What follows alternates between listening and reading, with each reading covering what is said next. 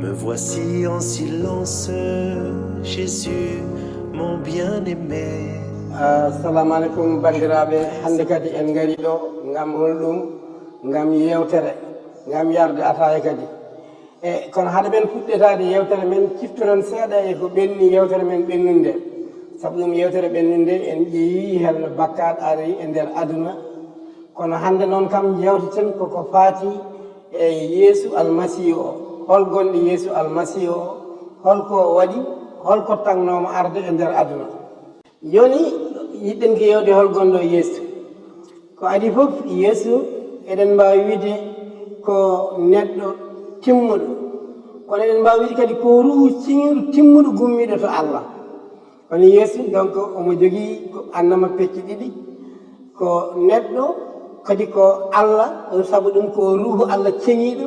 garɗo nder aduna rewri ɗum e nder debbo goto biyeteɗo Mariama Yeesu ko neɗɗo kadi mo wona bakkat yoga yimɓe ne mbiya Yeesu ko annabi ko nelaɗo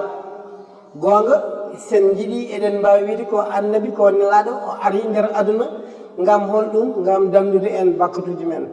kono noon o dewi wonde nelaɗo saabu ɗum nelaɓe ɓe foof en jii ɓe gari ɓe kaali ɓe maayi ɓe gubbama gasi kono Yeesu noon diwi ɗon o ari o haali o wurtini maaɓe o waɗi gueɗe fof o maayi caggal ɗum kadi o wurtinama caggal balɗe tati kadi haa ɗo to gonɗen joni omo wuuri donc on o ɓuuri annabi donc eɗen mbawi wiide ko Allah walla ruhu Allah garɗo nder aduna saabu ɗum kadi ko ruhu Allah gummiɗo dow ari e nder aduna joni noon holko wonno ligguey makko nder aduna ngam dandudema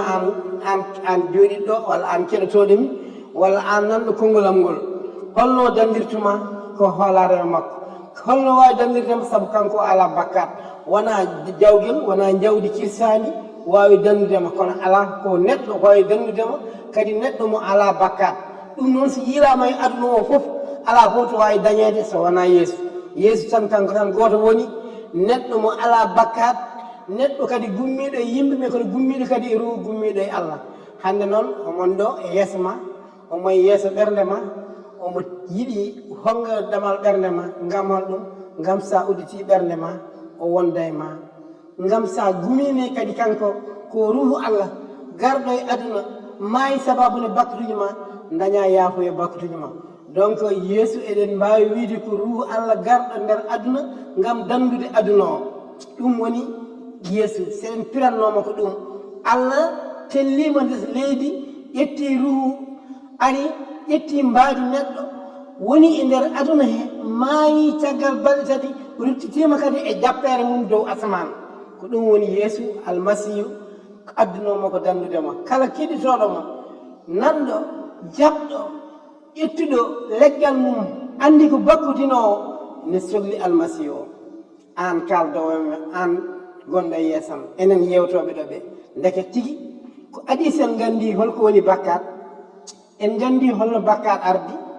ganden ken bakkutinoɓe ganden kadi eɗen cohli dandowo ko hol on ko neɗɗo mo ala bakkat hoto mbawɗen yiitude ɗum ko Yeesu tan hol polɗo mayde ko Yeesu tan hol mayɗo wurti Yeesu tan hol gurɗo ha joni ko Yeesu tan donc an bandam miɗe ñaguma so tawi a andano Yeesu wat feere gandama Yeesu miɗe ñaguma kadi so tawi a andi ka bakkitinowo aɗa sohli yaafuye bakkatuji ma kadi ko Yeesu tan wawi yafadema bakkatuji ma kanko woni lawol ngol kanko woni gonga o hay goto wawa yaade to Allah Baba o taw rewane ma ko hunde wemde il suffit tan ko mbiyama Yeesu mi jaaɓi mi nanggui ko an maayi sababude bakkatuji ma